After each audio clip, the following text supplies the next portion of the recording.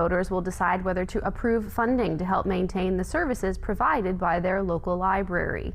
Our Chase Campbell talked with the Washington County Library Director about why they're proposing a levy.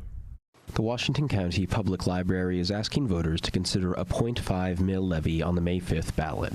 The additional levy would cost property owners about $18 out of every $100,000 of a home's assessed property value, collecting about $1.1 million annually over 10 years. The most recent state budget modified library funding from a formula to a single line item and based funding for individual libraries on population, negatively impacting Washington County, according to Washington County Library Director Justin Mayo. The state decided to take 5% away from us to give to areas that have a growing population. So we are actually working on less money now than what we were a few years ago. According to Mayo, the levy will help the library maintain its existing locations and services. It will allow us to keep all our branches. It will allow us to keep doing the same amount of programming.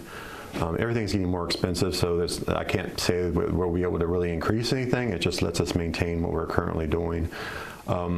We are in the process of finishing up the River Museum project, so that will be an added cost that we would have to incur one way or the other. If the levy fails, Mayo says they'll have to start making difficult decisions. We can't work on a deficit, so the board would have to make some tough decisions about where you close and what we do. When I started as director, we had 67 employees. We now have 44 employees. I can't cut staff to save money anymore. It would have to be the cost of maintaining the buildings. I mean, it's just to that point. The library last had a levy on the ballot in November. Though that levy earned enough votes to pass, it was voided by the state due to a technical issue with the ballot language. Even though it was on the ballot, it did not count.